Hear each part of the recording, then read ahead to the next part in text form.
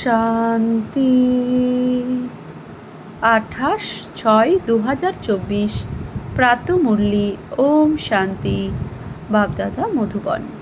আজকের বাপদাদার অমূল্য মহাবাক্য হচ্ছে, মিষ্টি বাচ্চারা অন্তর্মুখী হও, অর্থাৎ চুপ করে থাকো, মুখে কিছু বলো না।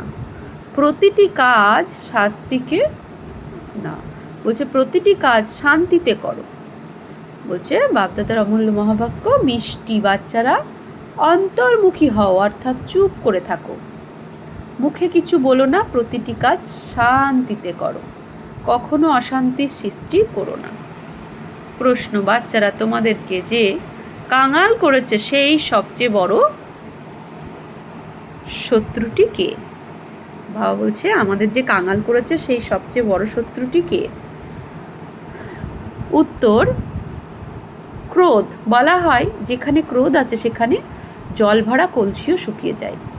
ভারত রূপী কলস যে হিরে জহরাত দিয়ে ভরা ছিল, সেসব এই ক্রোধরূপী ভূতের জন্য খালি হয়েছে। এই বিকাররূপী ভূতেরাই তোমাদের কাঙাল করেছে। ক্রোধই মানুষ নিজেও পড়ে অন্যদেরও পোড়ায়। তাই ক্রোধ মানে অগ্নি, ক্রোধের অগ্নি লাল হয়ে যায় ক্রোধ করলে কেউ, তো অগ্নিতে নিজেও পড়ে অন্যদেরকেও পোড়ায়। তাই এখন এই ভূতকে অন্তর্মুখী হয়ে বাইরে বের করো। ওম শান্তি। বাবা বাচ্চাদের বোঝান, মিষ্টি বাচ্চারা অন্তর্মুখী হও। অন্তর্মুখী অর্থাৎ কোনো কিছু বলো না, নিজেকে আত্মা নিশ্চয় করে বাবাকে স্মরণ করো। বাবা বসে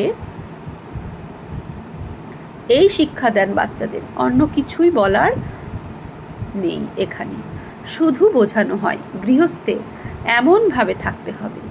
এ হলো মন মনোভব, আমাকে স্মরণ করো। এটি হলো প্রথম মুখ্য পয়েন্ট। বাচ্চারা, তোমাদের ঘরে কখনো ক্রোধ করা উচিত নয়। ক্রোধ এমন যার প্রভাবে জল ভরা কলসিও শুকিয়ে যায়। এমন যার প্রভাবে জল ভরা কলসিও শুকিয়ে যায়। বলছে ক্রোধযুক্ত মানুষ অশান্তি সৃষ্টি করে, তাই গৃহস্থ থেকে শান্তিতে থাকতে পারে না, তাই গৃহস্থ থেকে শান্তিতে থাকতে হবে।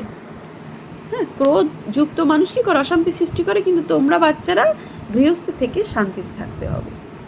খাবার খাওয়া নিজের কাজে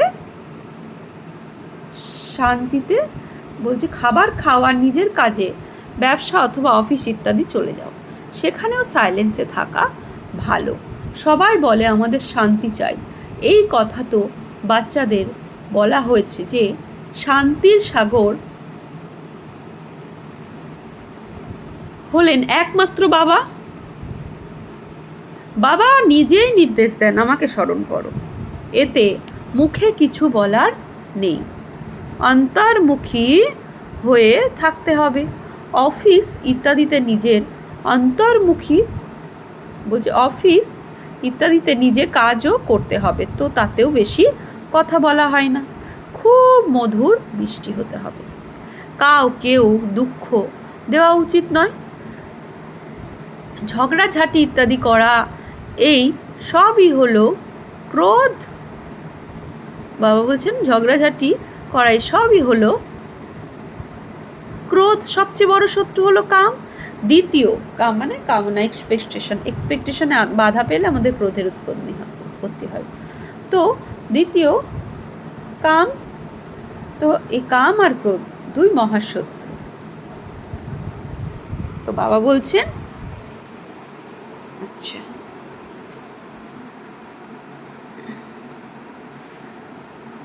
তো শান্তির সাগর হলেন একমাত্র বাবা। আচ্ছা, একে অপরকে দুঃখ দেয়, ক্রোধবশত কত লড়াই হয়ে যায়। বাচ্চারা জানে সত্যযুগে লড়াই হয় না, এ হলো রাবণের বশীভূত হওয়ার লক্ষণ। ক্রোধই মানুষকে আসুরি সম্প্রদায় বলা হয়। ভূতের প্রবেশ করে রয়েছে যে, এতে কিছুই বলতে হবে না, কারণ সেই মানুষের তো জ্ঞান নেই। তারা তো ক্রোধ করবে, ক্রোধ যে করে তার সঙ্গে ক্রোধ করলে ঝগড়া লেগে যায়। বাবা বোঝান, এই ভূত খুবই কঠিন, যাকে যুক্ত হয়ে নিষ্কাশিত করতে হবে। মুখে কোনো কটু কথা বলা উচিত নয়। কটু কথা বলা অত্যন্ত ক্ষতিগ্রস্ত, বলছে অত্যন্ত ক্ষতিকর, বিনাশ ও ক্রোধের বশেই হয়, তাই না? যে ঘরে ক্রোধের বাস সেখানে অনেক অশান্তি হয়। ক্রোধ করলে তোমরা বাবার নাম বদনাম করবে। এই ভূতগুলিকে দূর করতে হবে। একবার তাড়িয়ে দিলে অর্ধকল্পের জন্য সেই ভূত আর থাকবে না। অর্থাৎ এই সঙ্গম যুগে বাবার থেকে শক্তি নিয়ে ক্রোধের ভূত তাড়িয়ে দিলে 21 জন্ম পর্যন্ত আমাদের এই ভূত থাকবে না। তো বাবা বলছেন এই 5 বিকার এখন ফুল ফোর্স রয়েছে। এমন সময় বাবা আসেন তখন বিকার ফুল ফোর্স থাকে। এই দৃষ্টি খুব ক্রিমিনাল, মুখও খুব ক্রিমিনাল। জোরে কথা বললে মানুষ আগুনের মতো জ্বলে ওঠে আর ঘরে ক্রোধের আগুন জ্বালিয়ে দেয়। কাম ও ক্রোধ দুটোই হলো বড় শত্রু। ক্রোধী মানুষ স্মরণ করতে পারে না। যে স্মরণ করবে সদা শাস্তিতে থাকবে। নিজের মনকে জয় করা উচিত। আমার মধ্যে কোনো ভূত নেই, মোহের লোভের ভূত থাকে। বলছে মোহের লোভের ভূত থাকে। লোভের ভূতও কম নয়, এখনই হলো ভূত। কেননা এরা হলো রাবণ ইত্যাদি। বাবা বাচ্চাদের স্মরণের যাত্রা শেখান, কিন্তু বাচ্চারা এতেই কনফিউজড হয়ে পড়ে, বুঝতে পারে না। কারণ অনেক কাল ভক্তি করেছে। যে ভক্তি অর্থাৎ দেহ অভিমান, অর্ধকল্প দেহ অভিমান রয়েছে। বাহাদুর হওয়ার দরুন নিজেকে আত্মা নিশ্চয় করতে পারে না। বাবা খুব জোর দিয়ে বলেন নিজেকে আত্মা নিশ্চয় করো, করে বাবাকে স্মরণ করো, কিন্তু তারা পারেই না। অন্য সব কথা বিশ্বাসও করে, তারপরে বলে স্মরণ করব কিভাবে, কোনো কিছু তো দেখা যাচ্ছে না। তাদেরকে বোঝানো হয় তোমরা নিজেদের আত্মা নিশ্চয় করো। এই কথাও জানো তিনি হলেন অসীম জগতের বাবা। মুখে শিব বাবা বলছে, মুখে শিব শিব বলার দরকার নেই, অন্তরে জ্ঞান আছে, তাই না? আমি হলাম আত্মা। মানুষ শান্তি চাই, শান্তির সাগর তিনিই হলেন পরমাত্মা। অবশ্যই অবিনাশী স্বর্গের উত্তরাধিকারী তিনিই দেবেন। এখন বাবা বোঝাচ্ছেন আমাকে স্মরণ করো, তাহলে শান্তি হয়ে যাবে এবং জন্ম জন্মান্তরের বিকর্ম বিনাশ হবে। অন্য কোনো কিছু নেই, কোনো বিশাল লিঙ্গরূপ নেই। আত্মা সুখ, বাবাও হলেন সূক্ষ্ম। বলছে আত্মা সূক্ষ্ম, বাবাও হলেন সূক্ষ্ম। তাই বাবা বাচ্চাদের বলেন মন মনোভাব, মিষ্টি মিষ্টি বাচ্চারা অন্তর্মুখী হয়ে থাকো। এই যা কিছু চোখে দেখছো সব শেষ হয়ে যাবে, কিন্তু আত্মা শান্তিতে বসে থাকে। বলছে আত্মা শান্তিতে বাস করে, আত্মাকে শান্তিধামে যেতে হবে। যতক্ষণ আত্মা পবিত্র না হয় ততক্ষণ শান্তিধামে যেতে পারে না। ঋষিমুনিরা বলে শান্তি কিভাবে প্রাপ্ত হয়? ঋষিমুনিরাও কি বলে শান্তি কিভাবে প্রাপ্ত হবে? বাবা তো সহজ যুক্তি বলে দেন, কিন্তু বাচ্চাদের মধ্যে অনেকে আছে যারা শান্তিতে বাস করে না। বাবা জানেন ঘর সংসারে থাকে একদম শান্ত হয়ে থাকে না। কিছুক্ষণের জন্য সেন্টারে যায়, মন শান্ত করে বাবাকে স্মরণ করে, তা করে বলছে তা করে না। বাবাকে স্মরণ করে তা করে না, সারা দিন বাড়িতে হাঙ্গামা করতে থাকে। তো সেন্টারে এসে শান্তিতে থাকতে পারে না। তো কারো দৈহিক আকর্ষণে আকৃষ্ট হয়, প্রেম হয়ে গেল তো কখনো শান্তি হয়ে বলছে শাস্তি হতে পারে না। শুধু তারই কথা স্মরণে আসবে। বাবা বোঝান মানুষের মধ্যে রয়েছে 5 বিকার রূপী ভূত। বলা হয় এর মধ্যে ভূত প্রবেশ করেছে, এই ভূতগুলি তোমাদের কাঙাল করেছে। সে তো তোলা এক প্রকারের ভূতের প্রবেশ। বাবা বলেন এই 5টি বিকার রূপী ভূত তো সকলের মধ্যেই কি রয়েছে, প্রবিষ্ট হয়ে রয়েছে সকলের মধ্যে। এই ভুলগুলিকে তাড়ানোর জন্যই বাবাকে আহ্বান করে, বাবা এসে আমাদের শাস্তি দাও। এই ভুলগুলিকে তাড়ানোর যুক্তি বলে দাও। এই বিকার রূপী ভূত তো বড় ভূত হলো। বলছে এই বিকার রূপী ভূত তো সবার মধ্যে আছে। এ যে হলো রাবণ রাজ্য, সবচেয়ে বড় ভূত হলো কামক্রোধ। বাবা এসে ভূত ভাগিয়েছে, যেন বড় ভূত হলো ক্রোধ আর কাম। তো বাবা বলছেন আচ্ছা, তো সবচেয়ে বড় ভূত হলো কাম আর ক্রোধ। তো বাবা এসে ভূতগুলিকে জাগিয়ে তারপরে পরিবর্তন করেছে।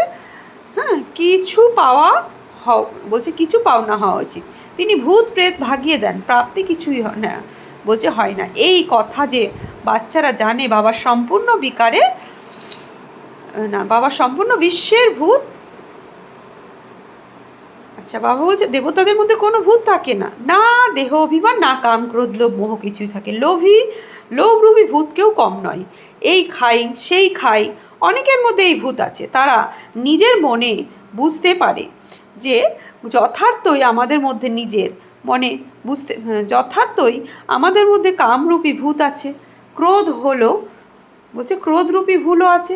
তাই এই বিকার রূপী ভূত তাড়াতে বাবাকে এত মাথা ঘামাতে হয়। দেহ অভিমানে হলে বলছে দেহ অভিমানে এলে ইচ্ছা হয় এমন করি, আলিঙ্গন করি, তখন সম্পূর্ণ উপার্জন শেষ হয়ে যায়। ক্রোধের অবস্থাও একই রকম। বলছে ক্রুদ্ধ হয়ে পিতাকে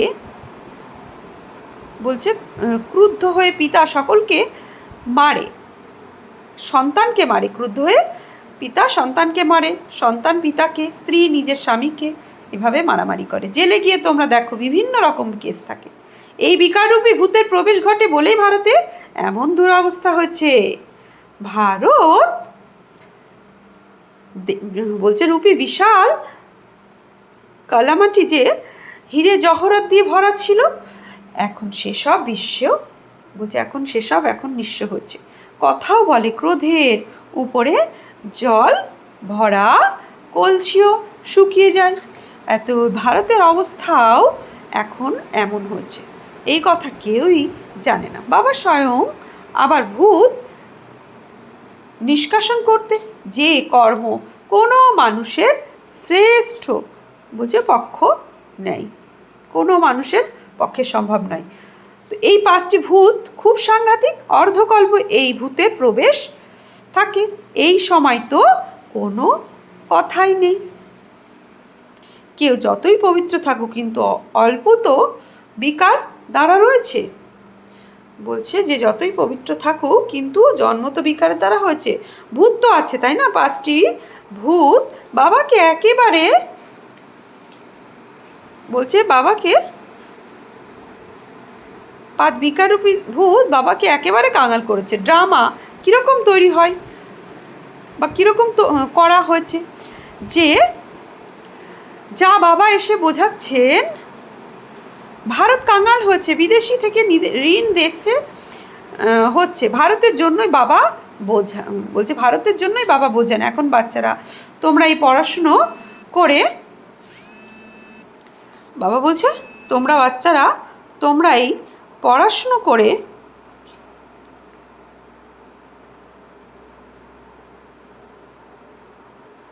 আচ্ছা কত ধনপ্রাপ্ত করো। এ হলো অবিনাশী পাঠ, যা অবিনাশী বাবা পড়ান। ভক্তিমার্গে কত সামগ্রী আছে। ব্রহ্মা বাবা শৈশব থেকে গীতা পাঠ শুরু করতেন এবং নারায়ণের পূজা করতেন, যদিও কিছু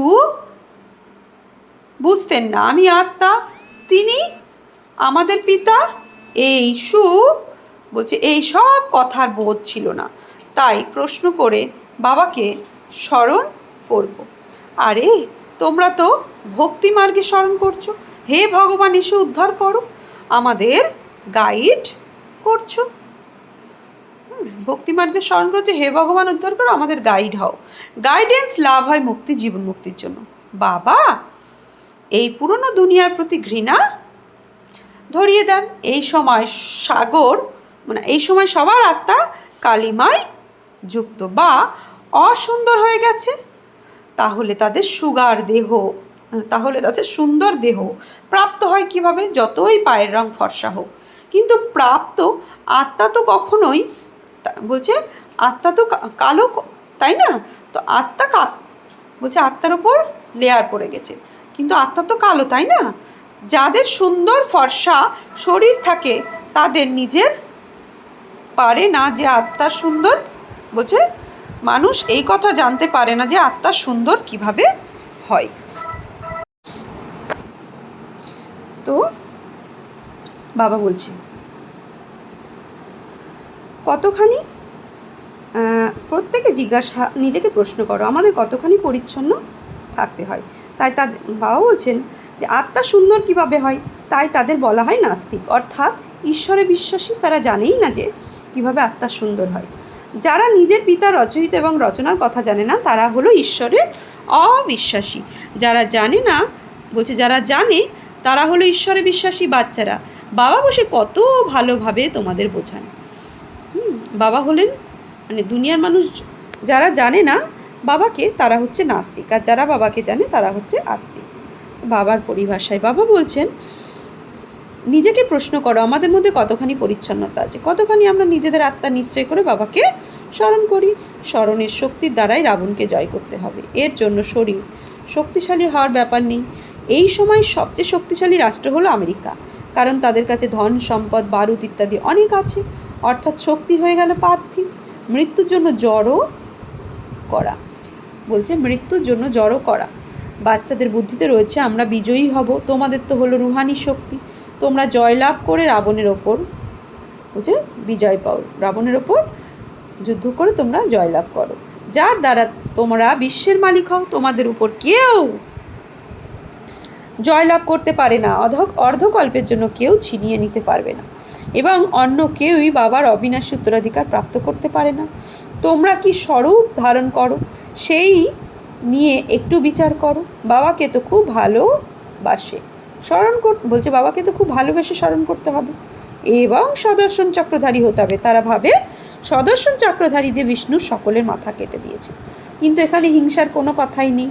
সুতরাং মিষ্টি মিষ্টি বাচ্চাদের বাবা বলেন, মিষ্টি বাচ্চারা তোমরা কি ছিলে, এখন নিজের অবস্থা তো দেখো। তোমরা যতই ভক্তি ইত্যাদি করেছিলে কিন্তু ভূত তাড়াতে পারেনি।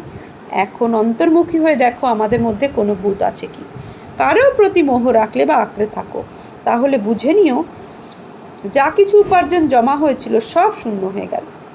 তাদের মুখ দর্শন করতেও বাবার ভালো লাগবে না, তারা তো যেন অস্পৃশ্য হয়ে গেল, স্বচ্ছ নয়।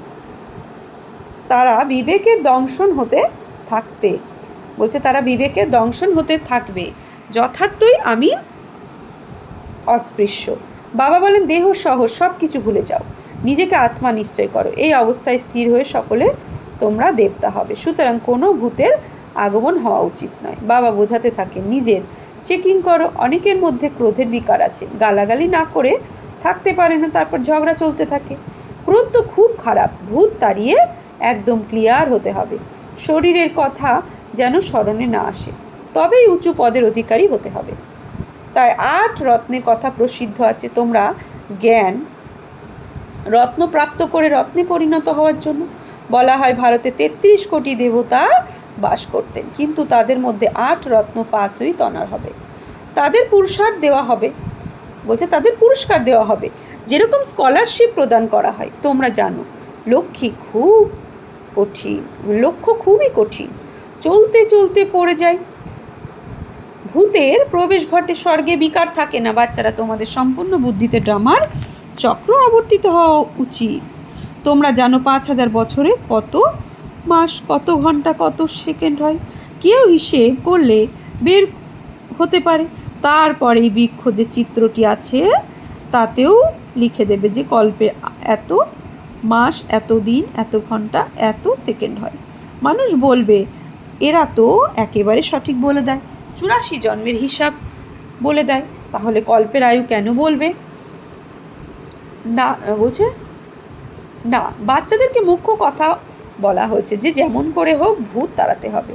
এই বিকাররূপী ভূতগুলি তোমাদের সম্পূর্ণ সর্বনাশ করেছে। মানুষ মাত্রই ভূত অবশ্যই আছে, তাদের হয়ে থাকে ভ্রষ্টাচারী বলতে তাদের হয়েই থাকে ভ্রষ্টাচারের দ্বারা জন্ম। স্বর্গে ভ্রষ্টাচার হয় না, রাবণই নেই, রাবণকে তার কথাও কেউ বোঝে না। তোমরা রাবণের উপর জয়লাভ করো, পরে রাবণের অস্তিত্ব থাকবে না।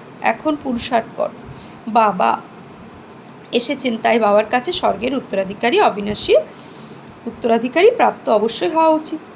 তোমরা কতবার দেবতায় পরিণত হও, কত বার অসুরে পরিণত হও, তার হিসেব করতে পারবে না। অসংখ্যবার হয়েছে হয়তো। আচ্ছা, বাচ্চারা শান্তিতে থাকলে কখনো ক্রোধ আসবে না। বাবা যে শিক্ষাগুলি দেন সেই অনুযায়ী চলা উচিত। আচ্ছা, মিষ্টি মিষ্টি হারানিধি বাচ্চাদের প্রতি পিতা বাপ দাদার স্মরণে স্নেহ সুমন আর সুপ্রভাত। আত্মাদের পিতা তার আত্মারূপী বাচ্চাদের জানাচ্ছে নমস্কার। আমরা আত্মারূপী বাচ্চারা আত্মারূপী বাপ দাদাকে জানাচ্ছি নমস্কার, সুপ্রভাত, ধন্যবাদ। ধারণার জন্য মুখ্য সার: নিজেকে নিজে জিজ্ঞাসা করতে হবে, আমরা কোনো বলছে আমার মধ্যে কোনো ভূত নেই তো, সৃষ্টি ক্রিমিনাল হয় না তো, জোরে কথা বলার বা অশান্তি সৃষ্টি করার সংস্কার নেই তো, লোভ মোহরূপী বিকার বিরক্ত বলছে লোভ মোহরূপী বিকার বিরক্ত করে না তো। 2, কোনো দেহধারীর প্রতি মোহ রাখবে না, দেহ সহ সব কিছু ভুলে স্মরণের যাত্রার দ্বারা নিজের মধ্যে আত্মিক বল ভরতে থাকো। এক বাবা ভূত তাড়িয়ে অর্ধকল্পের জন্য মুক্তি পেতে হবে। বরদান: ঈশ্বরীয় বিধানকে বুঝে নিয়ে বিধির দ্বারা সিদ্ধি প্রাপ্তকারী ফার্স্ট ডিভিশনের অধিকারী ভব। ঈশ্বরীয় বিধানকে বুঝে নিয়ে বিধির দ্বারা সিদ্ধি প্রাপ্তকারী ফার্স্ট ডিভিশনের অধিকারী ভব। 1 কদম সাহস তো পদ্মাগুণ কদমের সহায়তা। ড্রামাতে এই বিধানের বিধি নির্ধারিত রয়েছে। যদি এই বিধি বিধানে না থাকতো তাহলে সবাই নতুন দুনিয়ায় প্রথমে রাজা হয়ে যেত। নম্বর অনুযায়ী হওয়ার বিধান এই বিধির কারণেই হয়। তো যতখানি চাও সাহস রাখো আর বাবার সহায়তায় নাও। সমর্পিত বাচ্চা হও বা প্রবৃত্তিতে থাকা বাচ্চা, অধিকার সকলের জন্য সমান, কিন্তু বিধির দ্বারাই সিদ্ধিপ্রাপ্ত হয়। এই ঈশ্বরীয় বিধানকে বুঝে অমনোযোগিতার লীলাকে সমাপ্ত করে, তাহলে বলছে অমনোযোগিতার লীলাকে সমাপ্ত করো, তাহলে ফার্স্ট ডিভিশনে অধিকার প্রাপ্ত হয়ে যাবে। স্লোগান: সংকল্পের খাজানার প্রতি ইকোনমি অবতার হও। সংকল্পের খাজানার প্রতি ইকোনমি অবতার হও।